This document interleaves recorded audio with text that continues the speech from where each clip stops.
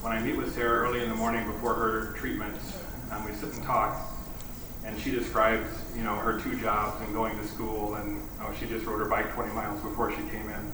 It's like I leave that and I'm tired. I'm like, oh my God. and so she's an amazing person. She's got an amazing story, and we're just grateful that she's here to share with us. So, thanks, Sarah.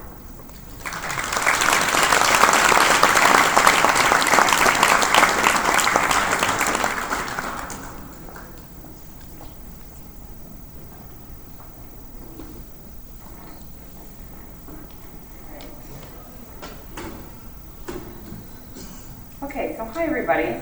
I'm Sarah Caney. I'm really nervous to do this. I actually speak in front of people a lot for work as a health coach, and I thought, well, this shouldn't be too bad, but for some reason I'm petrified of doing this today. And the other thing too is when Dr. Charlson calls me and asks me to do this, I always say yes to everything. I've done a lot for her that in retrospect, I'm like, okay, we're on the news, okay, we're on magazine covers on Miller Park, on the Jumbotron. So I say yes to all this stuff, and then afterwards I'm like, what am I doing? But I think too, after I said yes, I said to a colleague and a friend that I'm really sick of talking about cancer. And that's it's quite a statement to say in front of this audience, but I think sometimes we are. I think we're all kind of tired of talking about it because we are more than this, but at the same time, like Dr. Sadie was saying, it's a part of our DNA and it's become who we are. So I want to do it justice that way too. One thing that I had to help myself work through writing this was that I use music. And so my slides have lyrics at the top of it from a song called Elastic Heart. It's a song by Sia. Probably no one knows what it is but me. But it's a song that I really like the lyrics, and it kind of carried me through, so I'm using it today. So my story starts like this. Like Dr. Charlson said, I'm very active. In 2011, I was living in Oshkosh, and at the time, and I lived there for a couple years, and I owned and operated a fitness facility. So I taught fitness classes and did one-on-one personal training and nutrition classes and did a whole bunch of stuff like that. So, and then on the side, I would do things like run half marathons and do sprint triathlons, and I do the Leukemia and Lymphoma Society 150-mile bike ride every year that I love. I did a couple mud runs, just a bunch of different things. And at the end of an eventful summer, I felt pain in my left leg kind of under my butt. And I thought, well, that seemed about right. I'm clearly not sedentary. So I went to physical therapy for it, and my physical therapist and I were working on it and thought it was just a muscle problem or a bursa problem or something like that. And after months of treatment, it wasn't going away, it was getting worse, and so we went in for an MRI. And the MRI revealed a baseball-sized tumor in my leg. So I was referred to Dr. King at Freighter, and we did a biopsy that week or that day, and was diagnosed in 2012 of spindle cell sarcoma. And actually, I kind of want to say that this is my anniversary day. It's our anniversary, Dr. King, so I don't know if you got me anything, but yeah, typical. He's going to go run out now. So, he's on the spot there. So it was right around now that I was diagnosed, and as all of you who have been diagnosed know, it does, that day does stand in time, and there were parts of that day that I absolutely remember as if it was just this longest second ever, and then there's parts of it that I am sure my brain has filed away somewhere. But the problem with what happened and why it was so significant for our family was that we had already kind of gone through this. Not kind of, we really went through this. Unfortunately, my family was no stranger to sarcoma because my father was diagnosed with synovial sarcoma in 2000. And I'm pretty sure this doesn't happen very often, that there's not really a huge genetic link between parents and children with sarcoma. So it really felt like a lightning striking twice kind of situation. And that was the hardest part, was watching my mother and my family when I was diagnosed, because we couldn't believe that the nightmare was coming again. My dad was diagnosed to have Froedtert and was lucky enough to have Dr. Hackbarth as his doctor, and had his right leg amputated just underneath his knee, and went through the next 3 years of tons of chemo. He also had his sarcoma metastasized to his lungs and had lung surgeries, and had a really ugly battle with it. And in the end, after braving that fight, he died on Easter Sunday of April 2003, which was actually 13 years ago this past Wednesday. So it's kind of an emotional week. And being that I was diagnosed on Good Friday, Easter's a little rough for us. But so when I met Dr. Charlson, who you guys all listened to and how nice and wonderful he is, I wasn't very nice to him. He wanted me to do chemo, and I didn't. And I was really stubborn about it and said that I didn't want to do it because here I was teaching health and wellness, and I didn't even drink non-organic milk, so I couldn't even imagine putting poison in my body, which is what I saw it as, because we had such a limited, experience with my dad having and what we saw him go through, and we all kind of felt that way. So I was challenging to him, and he was very gentle with me and talked me into, Dr. King and Dr. Charlson had me do some radiation on my leg, and then Dr. King gave me surgery to remove that tumor that summer of 2012, and was very successful and saved the function of my leg. It's still not perfect, but it's definitely better than where it could have been, and it's still here, so happy with that. After that surgery, we found out that my cancer metastasized to my lungs. And so now we were in another situation, and we had a surgery on my right lung to remove nodules from the bottom of my right lung and kind of in between some lobes of my lung, which went really well. I think I had that surgery on like a Friday, and by the following Friday, I was already up north in the Apostle Islands camping with friends. My only rule was that I couldn't go kayaking, but I could do everything else. So I actually complied with that, which is not usual for me.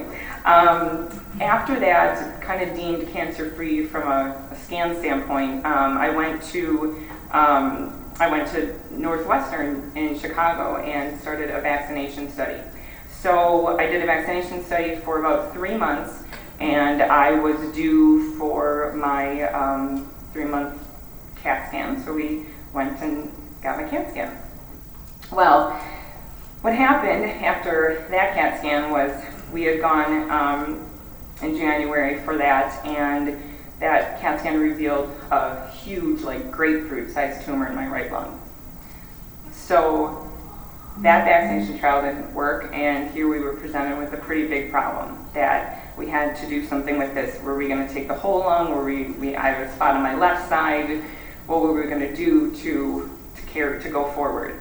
So we had a surgeon in Northwestern in Chicago that told me she would remove just the upper lobe of my right lung. So we went into that and did the lobectomy in the beginning of 2013. And the surgery to remove the lobe went well, but during surgery my tumor burst. And it went everywhere. I don't know. I don't have the medical terms to everything that happened, but what I do know is that after that, I came back to Dr. Charlson, and he showed me that I had tumors kind of all over my chest cavity, and what was left of my lung, outside of my lung, near my heart, near my esophagus, kind of surgery wasn't going to be the option anymore. And so here I am a year later saying, okay, so chemo is the only thing that hasn't touched. And in Chicago, my oncologist there told me that, Froedtert's starting this trial that we've had success down here with. And so talked to Dr. Charlson about it, and they opened the trial that week and enrolled me into a trial that combined doxorubicin, like he was talking about, the kind of conventional chemotherapy, with TH02, which is, I think they named it euphosphamide, right? Yeah, they named it something, but I just always think of it as TH02. And so I was getting a combination of those two drugs. And now that was our strategy. And when you go to a stage 4 cancer, I guess you have to kind of maybe put aside some of your stubborn tendencies and look at other choices. So another line from this song is, I'm like a rubber band until you pull too hard. I snap and I move fast. So what happened by this time of a year of surgeries and radiation and now into chemo, I was pretty mad, as many of you probably have experienced with your trials. I was really angry, and when I get angry, I think I just turn it into energy and doing. So just like John said, to just do it, and you just go and do it. And I decided to put all my energy into life and not into cancer, because I didn't think it deserved it. I was already giving it so much of my attention, and it was exhausting. So I exhausted myself. So what I would do is go back to work and teach my fitness classes and still be busy, and sometimes I would leave Freighter when I was told to stay for things like a transfusion, and then I end up in the hospital and sitting and getting transfusions and having really low white and red cell counts because I didn't listen to direction. So I still just pushed through, but I was okay and everything was all right. And I think it was 3 weeks after I spent a weekend in the hospital, I decided to go and run a mini triathlon that I'd signed up for. I did it. I was really slow. It turns out when you only have a mini lung, it's hard to swim. So it's not my best swim. I definitely doggy paddled a lot of that.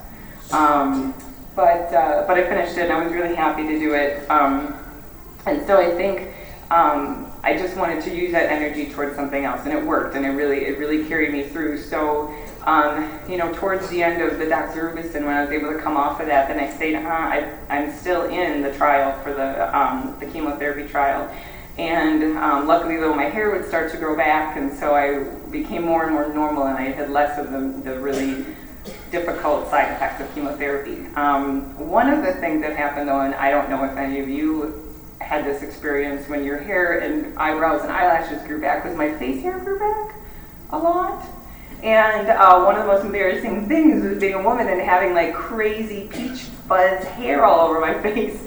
And so I was really embarrassed by it, and I had a conversation with Dr. Charleston that I felt like Teen Wolf, and had this Yeti thing going on, and I told him that it was really bad when I knew at night when I was washing my face that I felt like I was shampooing. So it was not my finer hour, so I decided, and I don't know if you can see this picture, I narrowed my face, and it's funnier if you could see it because I have white nair all over my face and it burned, but it worked. And so, it's just one of those like humiliating parts of cancer treatment is like not only being bald, but which I love being bald, by the way, but all these little things that no one tells you about, that you have to narrow your face sometimes, and different things that happen. So my friend and I had a lot of fun with that. That went around Facebook, let me tell you. So again, with the song that I really like, that a quote, you do not break me, I'm still fighting for peace. I think even though finding humor and stuff in what I go through is important, there's still those moments where you fight for peace. And that's not specific to just us patients, it's specific to all the loved ones, where you still have the days where you cry. I have them all the time. I had one yesterday. Still have the days where you are trying to quietly cry in your pillow and you've got those hot tears running down your face, or you're frustrated and angry, or you're driving in the car and a song comes on that emotionally charges you, and then you pull into wherever you're pulling into and trying to see in the rearview mirror if anybody can tell you've been crying in your car ride. I think those are the moments where we fight cancer. I love all of the medical information we're receiving today because that's clearly outwardly where we fight cancer and all of the amazing things that are done medically.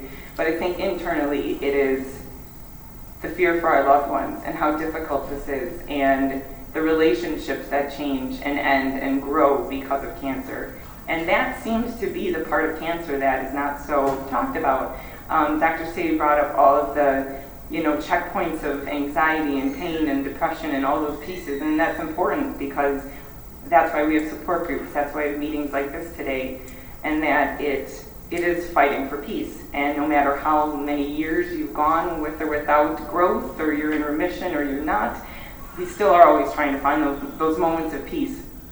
And so that's what I've been trying to do as I've gotten healthier and better, is to continue to find peace, even though there are a lot of not so peaceful moments. But so what I have experienced is when I go to chemo, now it turns out to be my most favorite thing of the week. And it's kind of funny when I'm at work and people are like, oh, do you have to go to chemo tomorrow? Okay, well, we'll see you in the afternoon. And they seem all sad that I'm going. And it's like the thing that I look forward to every week. It's my favorite thing to do, is to go to the True Unit and in the day hospital and see everybody. And I love my nursing staff. I love all of the staff. I love the lab techs, my doctor, everybody. It's just, I've never had a bad day at Freighter. Even when news is horrible and things go wrong, I've never had a bad day at Freighter. And part of that, well, not part of it, it's the people. It is the people. And many of them are here today, and they're that important to me. So part of my time that I spend at chemo, I like to have some fun with it. So what I found out was Matt, who is here today, who is my clinical coordinator, doesn't like being on camera at all. So what I thought, being the bully that I am, was to put him on camera. And so I made a little show called Chemo Cam that I put on YouTube. And if anybody wants it, it's Clean Slate Sarah on YouTube. You take note, you got little notepads on your paper. You have all sorts of videos on there. So what we do on Chemo Cam is we do things like this. And I don't know if you can know, you can't really see it, but Matt has a turkey hat on his head and a pair of my sunglasses, and he also has some Packer pom-pom gloves on because he answered questions incorrectly in a game called You Can't Win. He did answer one question right that really made me mad. That made me mad. So I mess with him and I make him do these horrible games where he looks really uncomfortable, and it's all for fun for us. And the staff loves it, and usually on the other side of the camera is all the nurses and the staff, and we love to make fun of him. Here's another one that we did where those are not all of his fingers, those are clothespins. This was a game called Clothespin Quandary, kind of like You Can't Win questions, where if he got questions wrong, he'd have put clothespins on his fingers. And I did get some on his ears, and I think at the end we got one on his lip, but it didn't last long. So these are just some of the things that we do at chemo, and I probably cause quite a ruckus when I'm there, but we have a lot of fun, and we kind of forget that I'm there for a medical purpose sometimes. So those are just some of the things that we do at chemo that I have to enjoy my time there and have a good time. The last line that I really like from this song is that I know that I can survive and I walk through fire to save my life. And I think a lot of us probably feel this way too, that there are days where it's just, I don't want to fight. But then if you have to, you will walk through fire to do it, and you will push through. And I know that I will, and I think kind of what's next is up in the air, since I still am in treatment. I still have some small nodules in the bottom of my right lung. We're kind of watching. They haven't grown or moved for years, so it's absolutely a miracle. And my drug was not approved by the FDA, but I'm still going to continue on it for compassionate care, and it's working for me. So with limited side effects, it's good to stay on it. We don't know what will happen. As you all know, sarcoma, we never know. I've had some other run-ins at a little, garden variety bladder tumor that I had to get removed, some pre-cervical cancer things. So I act like that's nothing, but it is a big deal, and there's a lot more to see how my story ends. I'm not really quite sure. But I do know that I have plenty of life to live. We all have futures, and I have a wonderful boyfriend and family members and friends that I want to live for, and I feel like there is a future there for all of us, even in treatment or out of treatment, or being here every year and being with each other and growing and sharing each other's stories, because I feel like my story is all of our stories, and I have my own specific parts of it, but that's what we're all here to do, is to continue to live and to walk through anything to do that. So I thank you for listening to my story and for being here today. So thank you.